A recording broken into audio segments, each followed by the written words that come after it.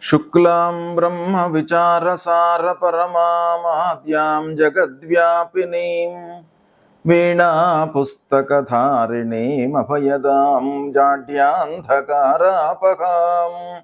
हस्ते स्फाटिकमालिकां विदधतीं पद्मासने संस्थितां वन्दे तां परमेश्वरीं भगवतीं बुद्धिप्रदां शारदां। श्री महागणाधिपतये नमः। श्री महासरस्वत्यै नमः। శ్రీ గురుభ్యో నమః. 2024వ సంవత్సరము అక్టోబర్ నెల లోపల మీనరాశిలో జన్మించినటువంటి వారికి గోచార ఫలితాలు ఎలా ఉన్నాయో తెలుసుకుందాం. మీనరాశి వారికి ఈ అక్టోబర్ మాసంలో గ్రహస్థితి సూర్యుడు సప్తమ అష్టమ స్థానాలలో సంచరిస్తున్నాడు. అంటే సూర్య భగవానుడు ప్రతికూలంగా ఉన్నాడు. సూర్యుడి యొక్క ఎఫెక్ట్ చాలా ఉంటుంది. అనుకూలమైనటువంటి స్థానంలో సూర్యుడు ఉండడము మనకు ఒక 1000 ఏనుగుల బలాన్ని ఇస్తుంది. సప్తమ అష్టమ స్థానం ప్రతికూలమైనటువంటి స్థానం కనుక ఆరోగ్య విషయం లోపల జాగ్రత్తలు తీసుకోవాలి. అంగారకుడు కూడాను 4, 5 స్థానాలలో సంచరిస్తున్నాడు. అంటే చతుర్థ పంచమ స్థానాలలో సంచరిస్తున్నాడు. అంగారకుడు కూడా ప్రతికూలంగా ఉన్నాడు. తర్వాత బుధుడు అష్టమ భాగ్యస్థానాల్లో సంచరిస్తున్నాడు, అనుకూలంగా ఉన్నాడు. గురువు తృతీయ స్థానంలో బాధక స్థానంలో సంచరిస్తున్నాడు, గురువు యొక్క ప్రభావం ఉంది. ఇక శుక్రుడు 8, 9 స్థానాలలో సంచరిస్తున్నాడు. బుధుడు సప్తమ అష్టమ స్థానాలలో సంచరిస్తున్నాడు, అనుకూలంగా ఉన్నారు. శనీశ్వరుడు ద్వాదశ స్థానంలో ప్రతికూలంగా ఉన్నాడు. మీనరాశి వారికి ఏల్నాడు శని ప్రారంభ దశలో ఉన్నాడు. ఈ మాసంలో ద్వాదశ స్థానంలో ఉంటున్నాడు. కేతువు సప్తమ స్థానంలో ఉన్నాడు. ఈ విధంగా గ్రహస్థితి ఉంది. అయితే ముఖ్యమైనటువంటి గ్రహాలు, ప్రధానమైనటువంటి గ్రహాలు, మాసవారీ ఫలితం పైన ప్రభావాన్ని చూపించేటువంటి గ్రహాలు కూడాను ప్రతికూలంగానే ఉన్నాయి, అనానుకూలంగా ఉన్నాయి ఈ మాసంలో. కాబట్టి ఈ నెల లోపల మనకు ప్రతికూల ఫలితాలే ఎక్కువగా ఉండే సూచనలు కనబడుతున్నాయి. అయితే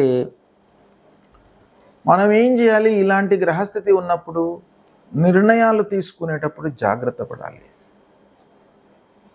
పెద్దవారి యొక్క సలహాలు తీసుకోవాలి. ఏ విషయాన్నైతే మనం ప్రారంభిస్తున్నామో ఆ విషయానికి రిలేటెడ్ వాళ్ళు ఎవరైతే ఉంటారో, మనము సాహిత్య రంగంలో ఉన్నామనుకోండి, సాహిత్య రంగంలో నిష్ణాతులై ఉన్నటువంటి వాళ్ళ యొక్క సూచనలు సలహాలు తీసుకున్నట్టయితే కొంతవరకు మనకు అనుభవం వస్తుంది. ఆ దుష్ప్రభావం అనేటువంటి దూరం అవుతుంది, తప్పులు జరగకుండా ఉంటాయి. కనుక అనుభవజ్ఞుల యొక్క సహాయ సహకారాలు ఈ మాసంలో చాలా అవసరము. 1-2 వారాలలో వ్యాపారస్తులకు భాగస్వాములతో ఇబ్బందులు కనబడుతున్నాయి. అంటే పార్ట్నర్షిప్స్లో ఉండి వ్యాపారం చేస్తున్నటువంటి వారికి పార్ట్నర్స్ విడిపోయే అవకాశాలు ఉన్నాయి.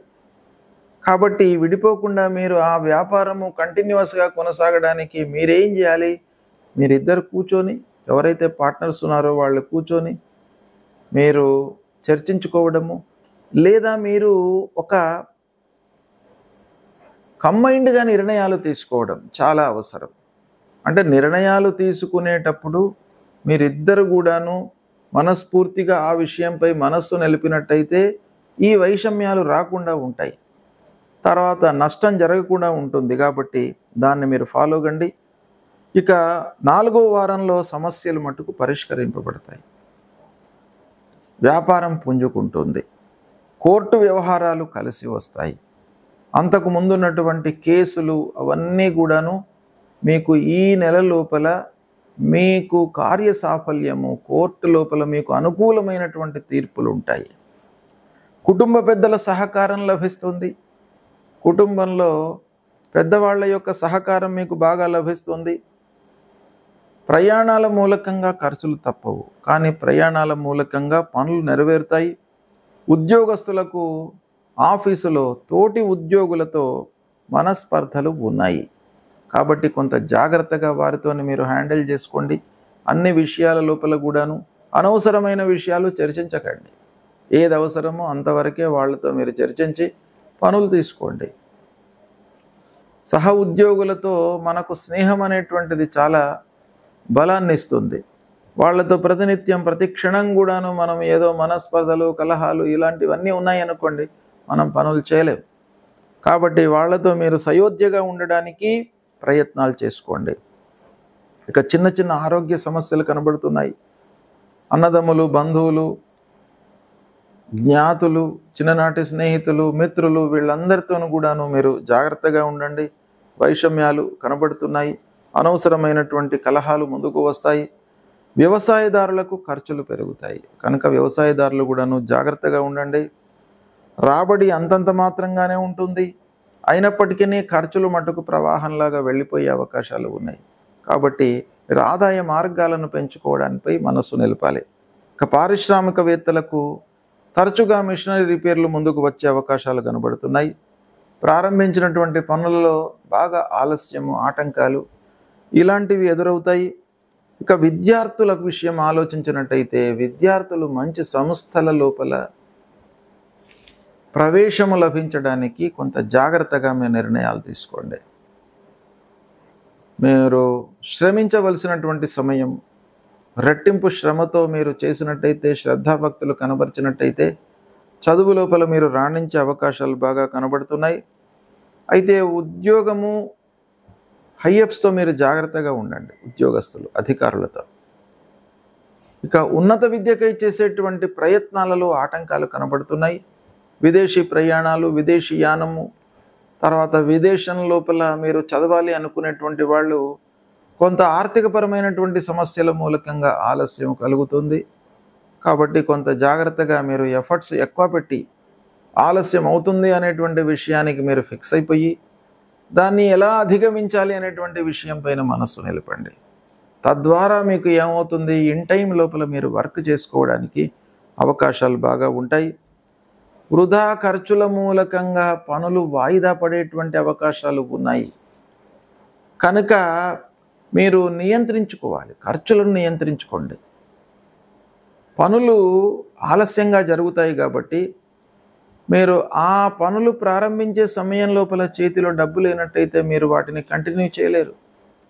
కాబట్టి వృధా ఖర్చులను, ఆదాయ మార్గాన్ని ఈ రెండిటిపై మనసు నిలపాలి. వృధా ఖర్చులు ఎప్పుడైనా కూడాను మనకు మంచిదే. వాటిని కట్టడి చేసుకోవడము, నియంత్రించుకోవడము ఇది ఎవరికైనా కూడాను చాలా మంచి కర్తవ్యము, మంచి పని. అయితే కొన్నిసార్లు మనకు తప్పవు, ఖర్చులు తప్పవు, ఫోర్స్డ్గా మనం చేయవలసి వస్తాయి. అప్పుడు మనం ఏం చేయాలి, ఆదాయాన్ని పెంచుకోవడానికై ప్రయత్నాలు చేయాలి. అదే ఇప్పుడు మీకు అవసరం. ఈ అక్టోబర్ మాసంలో మీనరాశి వారికి ఈ విధంగా ఫలితాలు ఉన్నాయి. మీనరాశి వారికి అయితే గ్రహస్థితి మూలకంగా ఏ ఏ గ్రహాలు మనకు ప్రతికూలంగా ఉన్నాయి అనంటే ముఖ్యంగా గురువు, శని. గురువు బాధక స్థానంలో ఉన్నాడు. శనైశ్వరుడు ద్వాదశ స్థానంలో ఏలినాటి శని. కాబట్టి గురువు మూలకంగా మీకు ఇబ్బందులు, బాధలు, మానసిక స్థిరత్వం లేకపోవడము, అనవసరమైనటువంటి ఆలోచనలు ఇలాంటివన్నీ కూడాను జరిగి చివరికి పని లోపల మనము శ్రద్ధ లేకుండా పోతుంది. కాబట్టి గురుప్రీత్యర్థమై దేవానాంచ ఋషీణాంచ గురుం కాంచన సన్నిభం వందనీయం త్రిలోకానాం తం నమామి బృహస్పతిం అనేటువంటి మూలమంత్రాన్ని ప్రతినిత్యం కూడాను జపించుకోండి. గురువులను సందర్శించుకోండి. ఆధ్యాత్మిక గురువుల యొక్క అనుగ్రహాన్ని పొందండి. దక్షిణామూర్తి స్తోత్ర పారాయణం చేసుకోండి. అన్నిటికంటే కూడాను తల్లిదండ్రులను సేవించండి. తల్లిదండ్రులు మీకు ప్రథమ గురువులు కాబట్టి వారిని సేవించినట్టయితే మీకు చాలా విషయాలలో మంచి జరుగుతుంది. ఆ గురు భగవానుడి యొక్క అనుగ్రహం లభిస్తుంది. శనేశ్వరుడు విషయమై ఆంజనేయ స్వామిని దేవాలయానికి వెళ్ళండి. మనోజవం మారుతతుల్య వేగం జితేంద్రియం బుద్ధిమతాం వరిష్టం వాతాత్మజం వానరయూత ముఖ్యం శ్రీరామదూతం శిరసా నమామి అనేటువంటి మూలమంత్రాన్ని చదువుతూ మీరు ప్రతినిత్యం కూడాను దైవ దర్శనం చేసుకోండి. ఇలాంటి పరిహారాలు మీరు చేసుకున్నట్టయితే ఏలినాటి శని ప్రభావము తగ్గుతుంది, గురు ప్రభావము తగ్గుతుంది. సూర్య నమస్కారాలు చేసుకోండి. సుబ్రహ్మణ్య స్వామి దేవాలయానికి వెళ్ళండి. ఇవన్నీ కూడాను ఏకకాలంలో చేసినట్టయితే మీకు సమయం సరిపోదు కనుక ఒక్కొక్క వారము ఒక్కొక్క భగవంతుడిపై మనస్సు నిలపండి. శనివారం రోజు శనీశ్వరుడి దేవాలయానికి వెళ్ళడము, ఆంజనేయ స్వామిని కొలవడము, గురువారం రోజున దత్తాత్రేయ స్వామి దేవాలయానికి వెళ్ళడము, మంగళవారం రోజున మీరు సుబ్రహ్మణ్య స్వామి దేవాలయానికి వెళ్ళడము, ఆదివారం రోజున మీరు సూర్య నమస్కారాలు చేసుకోవడము, ఇలా ప్రతినిత్యము ఒక్కొక్క భగవంతుణ్ణి మనము సేవించినట్టయితే గ్రహాలు మీకు అనుకూలంగా ఉంటూ అధిష్టాన దేవతల యొక్క అనుగ్రహం మీకు లభించి శుభ ఫలితాలు కలుగుతాయి. శుభం.